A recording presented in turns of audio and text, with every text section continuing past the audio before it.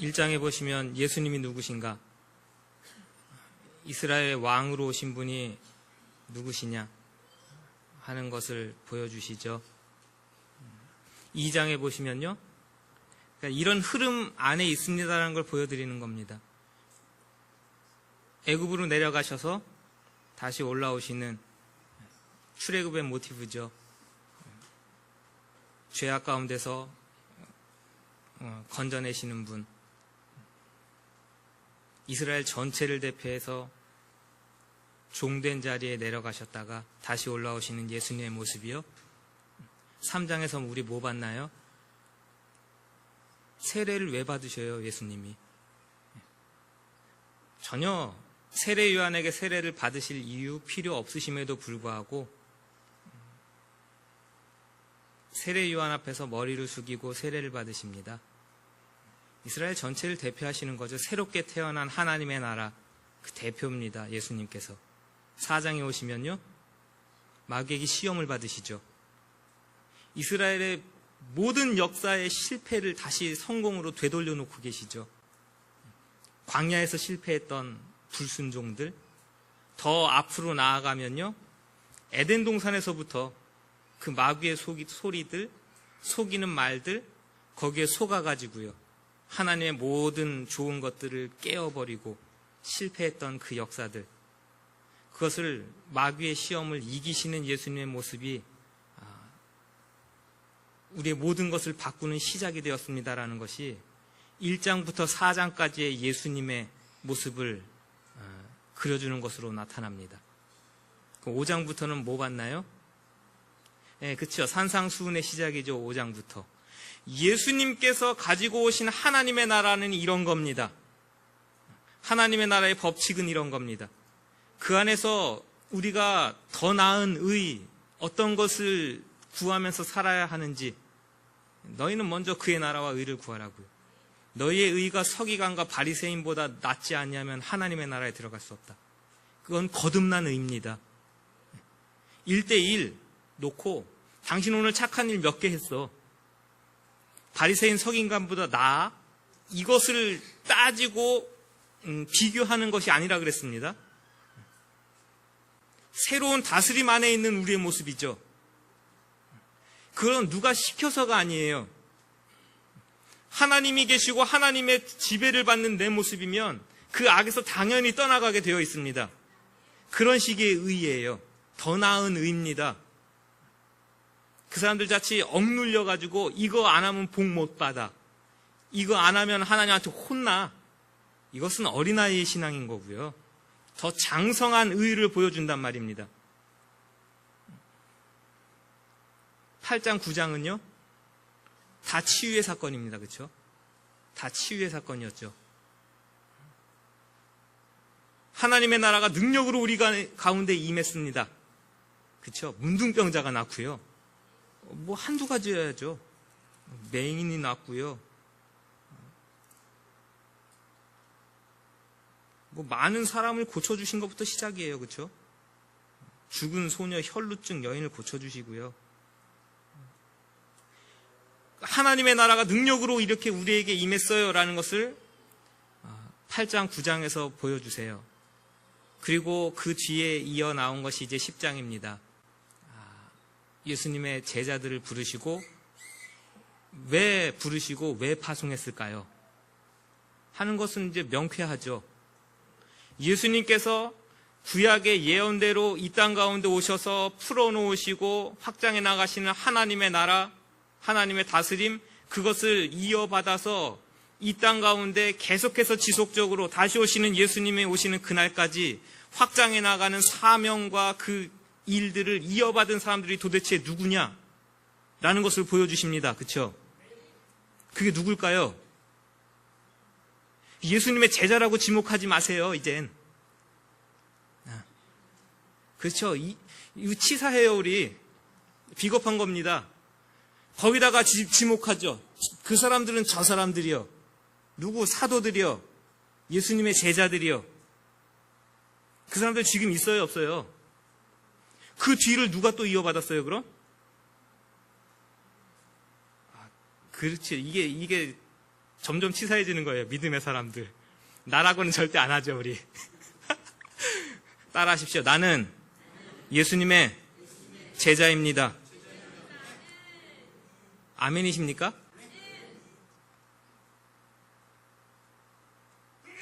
그 인식 가운데 우리 살아야 되는 겁니다. 교회와 성도는 예수님의 제자입니다.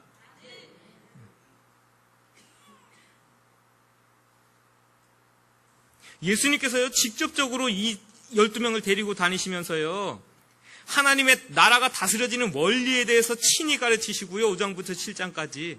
8장, 9장, 그것이 시행되는 원리에 대해서요, 더러운데도 손대주시고요, 만져주시고요. 그쵸? 마태를 부르시는 모습을 보여주시고요, 더럽다고요, 추하다고요, 죄인이라고 손 찍어 마는 사람에게 다가가셔가지고요, 제자로 부르시는 하나님의 나라예요.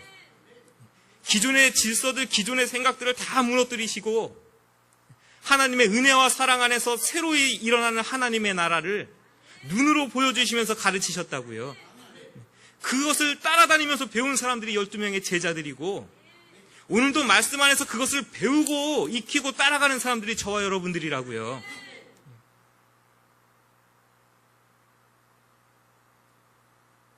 오늘 우리가 왜 말씀을 배우고 왜 예배드리고 왜 하나님 앞에 있는지를 명확하고 명쾌하게 하셔야 됩니다. 도대체 무슨 훈련 받고 무슨 교육을 받고 무슨 성경 공부를 하는 거예요? 잘 먹고 잘 사는 게 목표? 훈련이고요. 막연하게 천국 가는 게 목적이고요.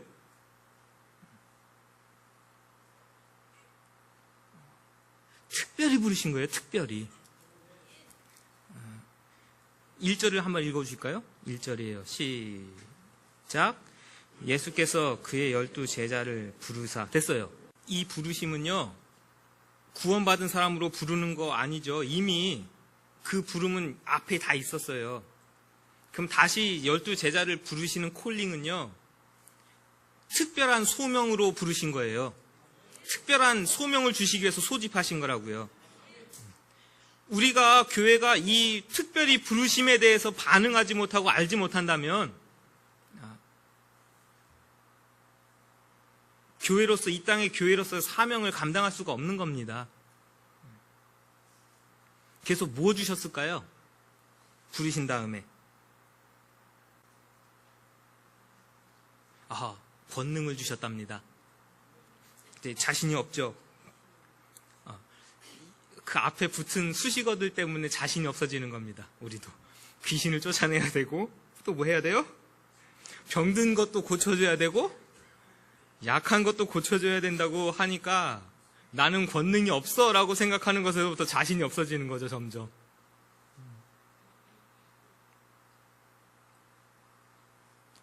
예수님과 서기관과 바리새인들의 차이점이 있었습니다.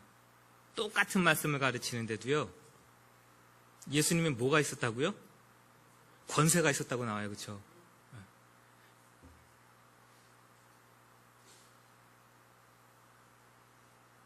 똑같은 성도인 것 같으나 권세가 있어야 되는 거예요. 권능이 있어야 되는 겁니다.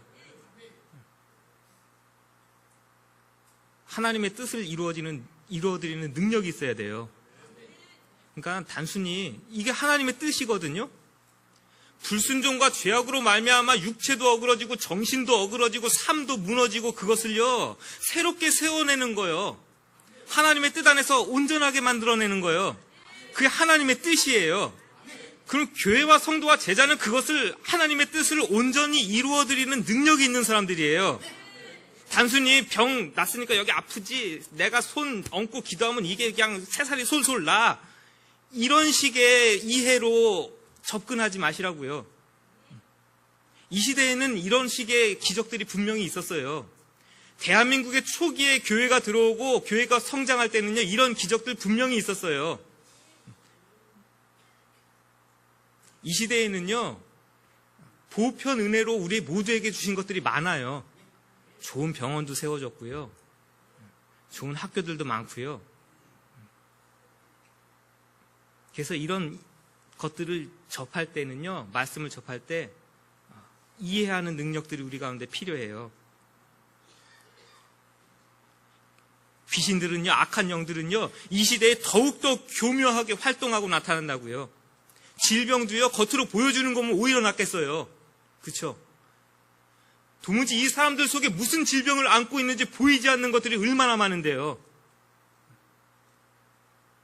어떻게 아무리 양 아들이고 양딸이라고 해가지고요, 마음에 안 든다고 그렇게 죽여요?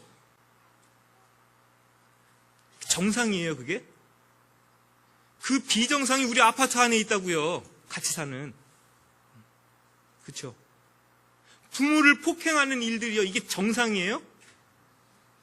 이 비정상인 사건들이요, 우리 빌라 안에 같이 있다고요, 존재한다고요. 그게 우리가 살아가고 접하고 있는 시대의 상황이에요. 그게 질병 아니라고요? 동성연애가 사랑이라고요.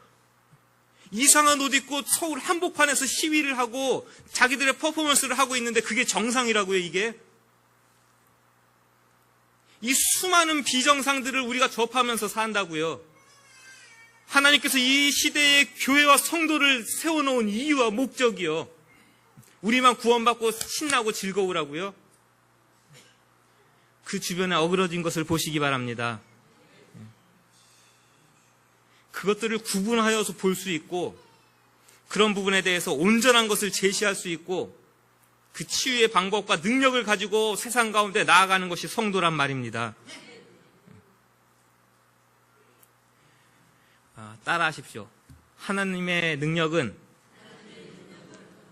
기도로부터 온다. 말씀과 기도는 같이 가는 겁니다. 하나님의 말씀 가운데 능력이 임하고요, 하나님의 권능이 기도 가운데 임합니다. 제자들을 부르시던 것이 오늘 마태복음 10장에도 나오지만 마가복음 3장에도 나오죠. 누가복음 6장이 더 제 눈을 끕니다. 누가복음 6장에는 예수님께서 제자들을 부르실 때 뭐 했을까요? 똑같은 파송의 이야기인데, 제가 읽어드려요. 누가복음 6장, 제가 처음 절을 12절을 제가 읽어드릴게요. 이때에 예수께서 기도하시러 산으로 가사 밤이 새도록 하나님께 뭐 하시고? 기도하시고 밝음에 그 제자들을 부르사, 콜링이 그렇게 나오죠, 똑같이. 그 중에 12를 택하사 사도라 칭하시고 보내십니다. 예수님도 하나님의 나라를 확장하기 위해서 제자들을 부르시고 그들에게 권능을 수여하시고 이 땅 가운데서의 사역을 진행하시는데, 밤이 새도록 하나님께 기도하시면서 이 사역들을 감당하시죠. 하물며 예수님이 그렇게 이 땅 가운데서 사역하시는 모습을 보여주시는데요.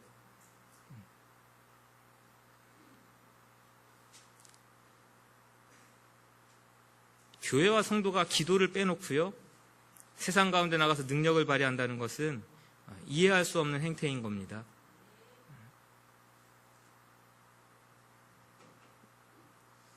이 예배 시간에 같이 기도합시다라는 기도의 장을 열어놓으시면 함께 기도하시기 바랍니다.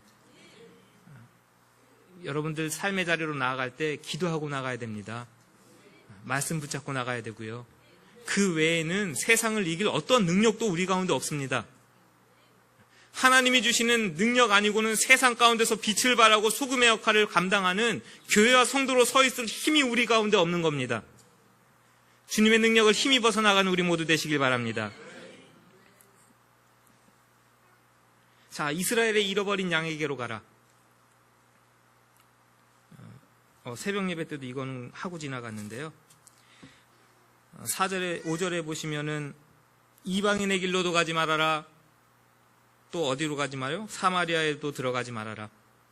그리고 잃어버린 이스라엘의 양에게로 가라. 이방인의 전도를 싫어하셨나요, 예수님께서? 그렇다면 요한복음에 나오는 이방인 지역에 나오는 수많은 예수님의 사역들은 다 뭐예요? 사마리아에서 우리 유명한 한 사건을 만나죠. 남편이 몇 명이에요? 그 우물가에 물 길러 나오는 여인을 친히 만나셔가지고 대화하시면서 하나님의 나라를 알려주시던 그 예수님의 사역은 그럼 도대체 뭐예요? 아니에요. 예수님 사마리아에도 관심 있으시고 이방인에도 너무나 많은 관심을 갖고 계세요. 그러니까 이 본문을 읽으시면서 예수님은 사마리아에도 가지 말랬고 이방인에게도 가지 말랬어. 그러면서 우리 주변에 복음을 전해야 될 자들을 착착 차단하지 마시기 바랍니다. 에스겔 34장, 37장에 근원을 두고 있죠. 목자 이야기, 이것도 잠깐 읽어드릴까요? 제가 에스겔 34장에 어떤 내용들이 있는지 보여드릴게요. 내가 친히 내 양의 목자가 되어 그들을 누워있게 할지라. 여호와의 말씀이니라. 잃어버린 자를 찾고, 지금 8장, 9장, 8장 얘기죠. 쫓기는 자를 돌아오게 하고, 상한 자를 싸매주고, 병든 자를 강하게 하고, 살찐 자와 강한 자를 없애고 정의대로 그것을 먹이리라. 목자 되신 예수님께서 하나님의 나라를 이루실 때에 치유하시고 회복하시고 먹여주시는 이 이야기들을요, 에스겔이 보고 있는 이상들입니다. 37장에 가면 마른 뼈가 살아나는 이야기죠. 우리가 너무나 잘 아는.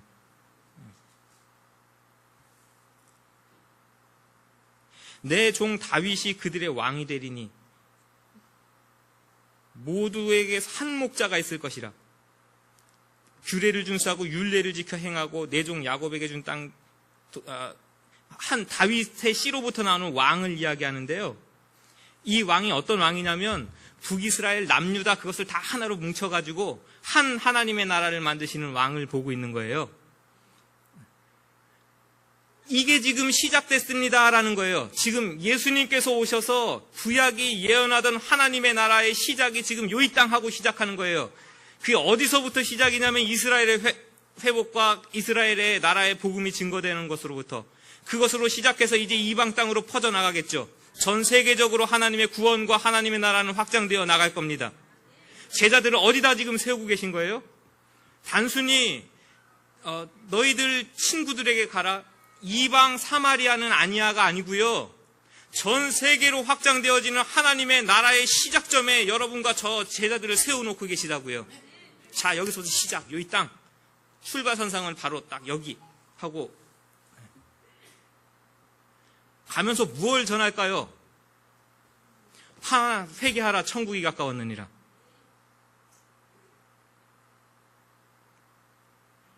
세례 요한의 첫 외침도, 예수님의 취임 설교도 다 이거죠.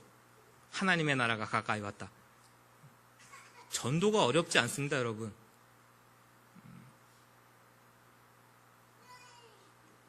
따라하십시오. 전도는 하나님의 다스림이 임한 것이라고, 이게 중요합니다. 온몸으로, 삶으로 외치는 것이다. 제가 생각하는 전도의 정의입니다.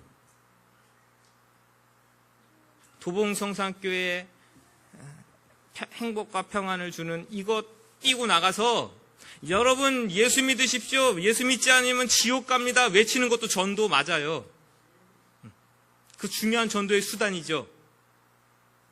지하철 문을 열고 다니면서 복음을 외치는 자들이 있습니다. 지금은 다 쫓겨나가지고 못하게 하지만, 그래서 제가 생각할 때 더 아주 여러분과 제가 반드시 해야 되고 할 수 있는 전도의 수단은 이런 겁니다. 하나님의 다스림이 나에게 이렇게 임한 것을 보시오. 하나님의 통치가 나에게 이렇게 임한 것을 보시오. 당신도 그리스도 예수 앞에 나오면 이런 삶으로, 행복한 삶으로 변화될 수 있습니다. 이것을요, 내 삶과 내 모습으로 모든 것을 다해서 외칠 수 있는 것이 전도입니다.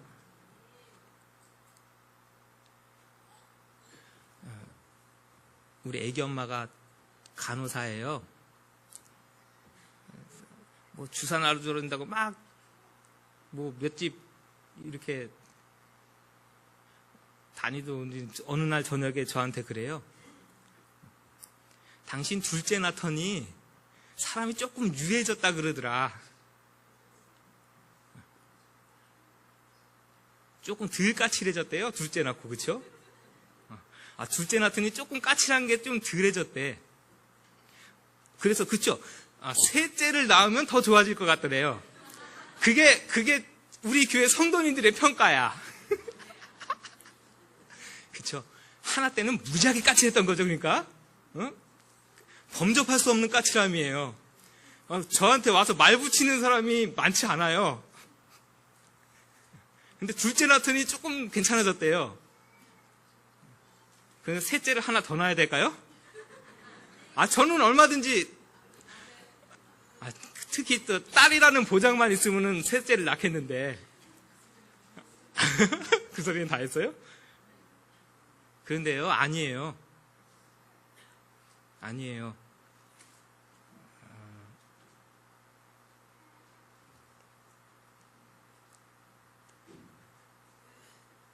하나님의 다스림이 아니고선 누구도 저를 변화시키지 못해요.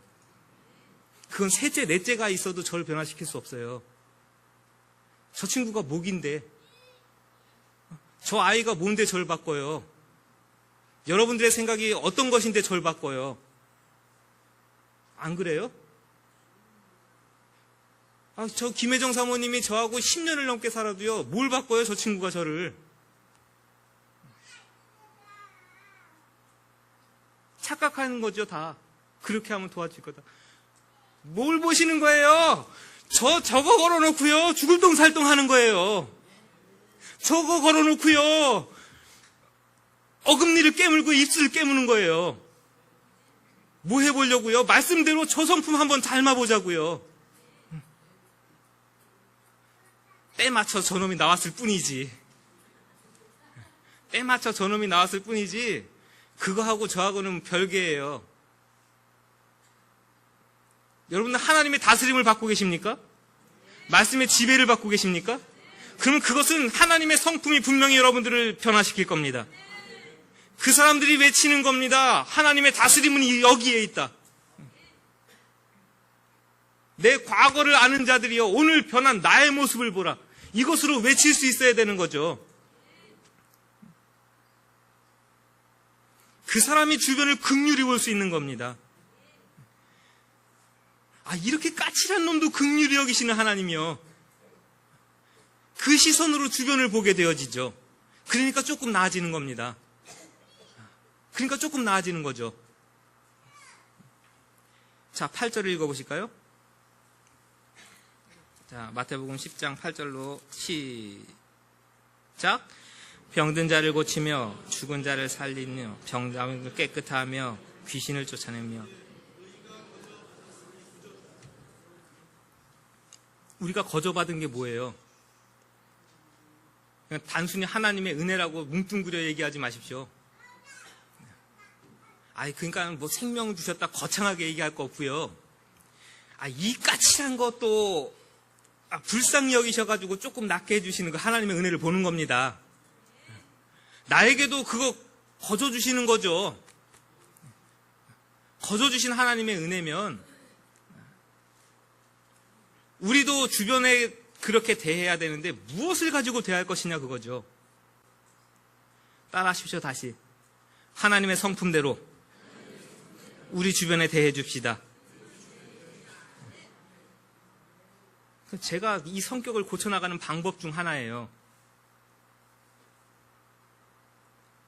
되게 비판적이거든요. 판단적이고. 그걸 요구해요, 자꾸. 비판적 시도와 사고와 시각으로 자꾸 바라보라고.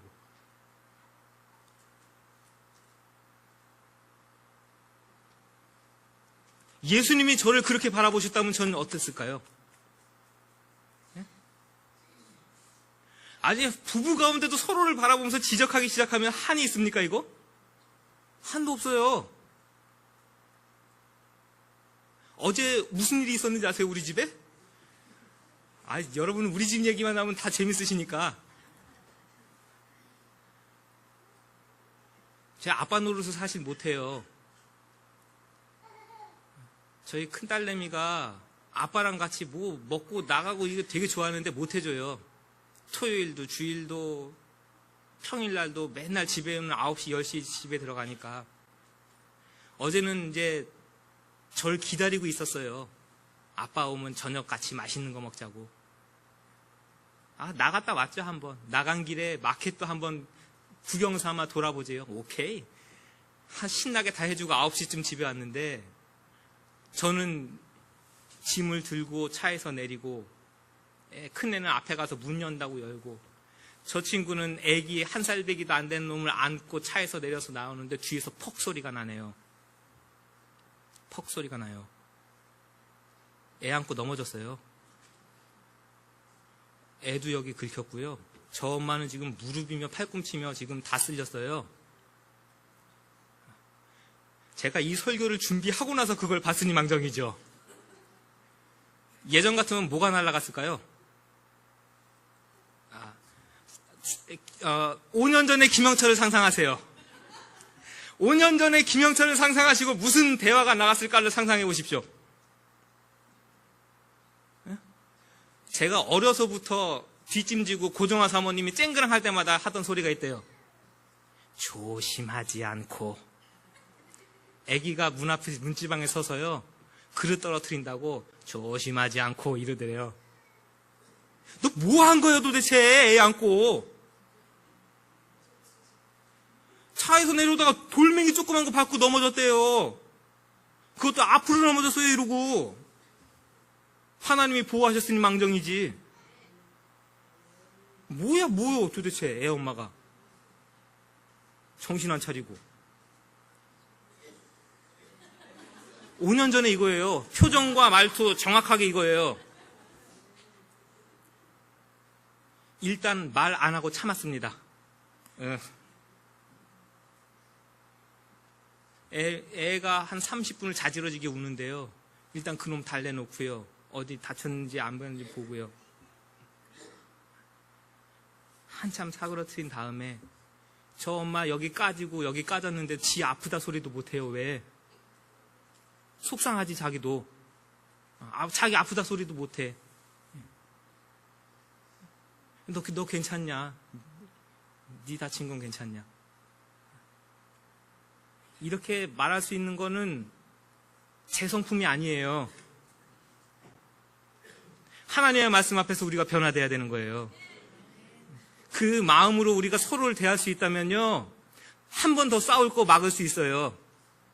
다투고 싸우고 지옥 같은 삶을 변화시킬 수 있다고요. 그것은 하나님의 능력 안에서 되는 거예요. 제자들은요, 그렇게 하나님의 마음을 닮아서 나가는 사람들이라고요. 아멘이십니까?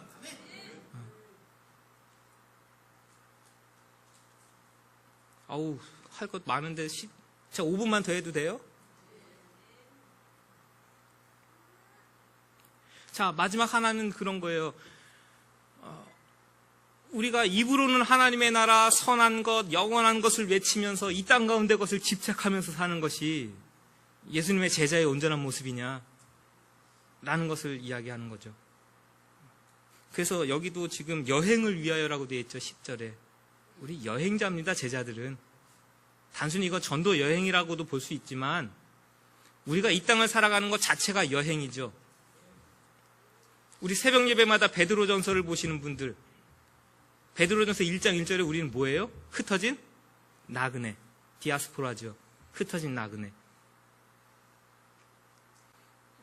그 설교를 준비하면서 저희 공동서신을 가르치던 교수님의 글을 하나 봤어요.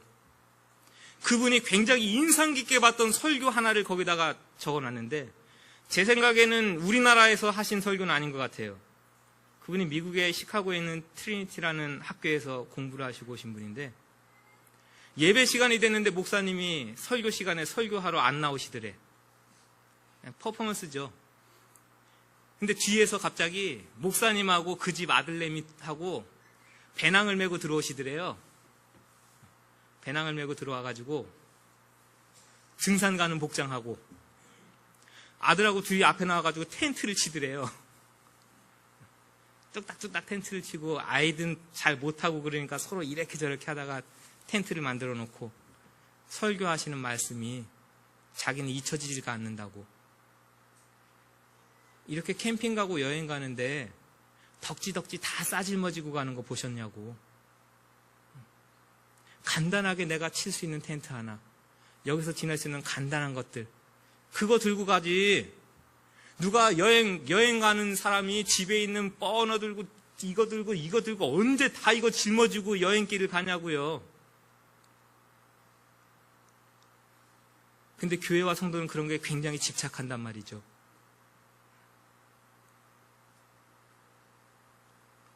제자들에게 금이나 은이나 전대나 두벌, 옷이나 신이나 지팡이 가지지 말라고요. 하나님은 천상에 좋은 것을 다 주셨고 하나님의 나라의 다스림은 이런 거예요. 라는 것을 이렇게 말하고 이렇게 전파하는 자들이 실제적으로 삶으로 들어가 봤더니 집착하고 있는 건 뭐예요? 나 오늘 무슨 신발 신었나 봐. 집에 가면 이거 또 있어. 나 오늘 메고 온 이 가방 어때? 루이비통이야. 이게 작은 것 같아? 이게 한 땀 한 땀 딴 거야. 똑같아.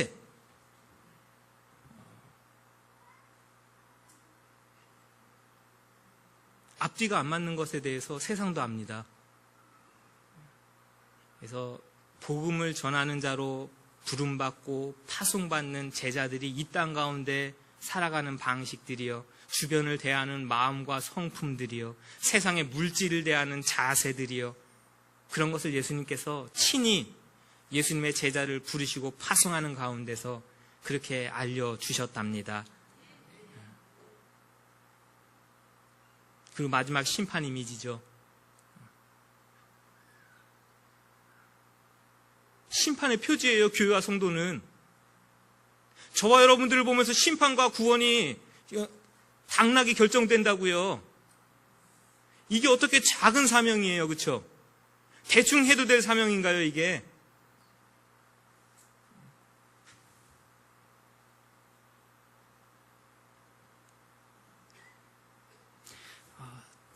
요한계시록은 우리 오늘은 안 보도록 하겠고요. 고린도후서 2장만 같이 보고 마칠게요.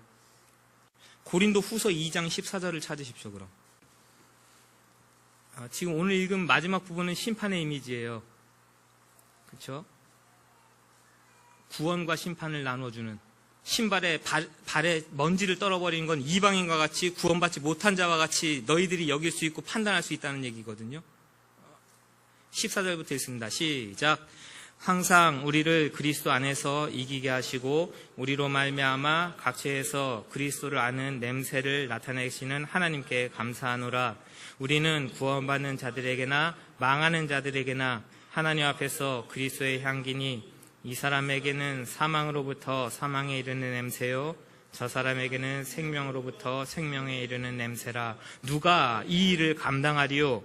우리는 수많은 사람들처럼 하나님의 말씀을 혼잡하게 하지 아니하고 곧 순전함으로 하나님께 받은 것 같이 하나님 앞에서와 그리스도 안에서 말하노라. 아멘. 교회가 세상에 서 있는 이유요, 세상은 저와 여러분들을 보면서 그리스도 예수를 알고 하나님 앞에 나오기도 합니다.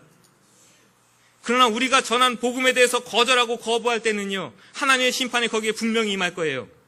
보세요. 우리가 하나님의 말씀을 받고 하나님의 온전한 나라를 배웠다고 하면서요, 그것에다가 순전하지 못하게 말씀에 내 생각 타고 내 방법 타가지고요, 온전하게 하나님의 나라를 못 보여주는 것 때문에 수많은 사람들이 저와 여러분들을 보면서 하나님을 볼 수 없다면요, 그리스도 예수께로 나올 수 없다면요, 심지어 그것이 우리의 가정이 될 수도 있고요, 심지어는 그것이 우리 일터에 있는 내 직장 동료들이 될 수 있는데요, 저 사람 보면서 난 도저히 교회 갈 수 없다고요. 만약에 그것이 우리 교회와 성도의 모습이고 이 시대의 우리 교회와 성도의 자리라면 우린 그거 직무유기예요. 직무유기라고요.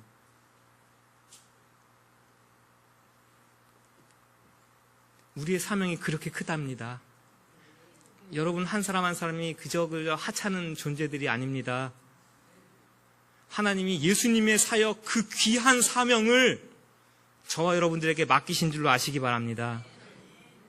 그 사람들이 말 한마디를 대충 할 수 있다고요? 행동 하나를 그냥 해도 된다고요?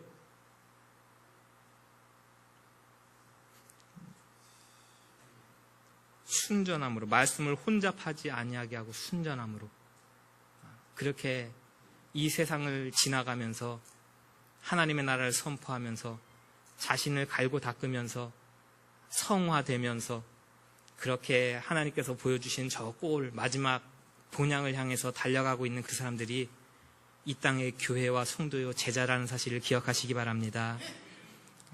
이 시간에 우리 같이 한번 기도하실 때에 주님이 나를 부르신 이유와 목적, 그 사명을 내가 놓치지 않게 도와주시길 간절히 원합니다. 사명감 가지고 소명 가지고 살아가는 내 모습이 되어지길 간절히 원합니다.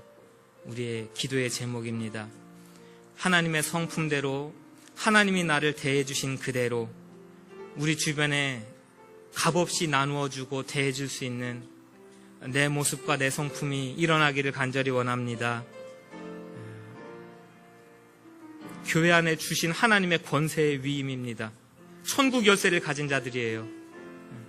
우리가 그 사명을 능히 감당할 수 있도록 우리의 말과 행동과 우리의 삶 모든 자리가 주님 앞에서, 세상 앞에서 변함없고 거룩한 모습으로 서 있도록 나를 도와주소서. 우리 같이 한번 이렇게 기도하고 우리의 삶의 자리로 나아가겠습니다. 같이 한번 기도합니다. 마태복음 10장을 읽으면서 또 한 주간의 삶 가운데로 나아갑니다.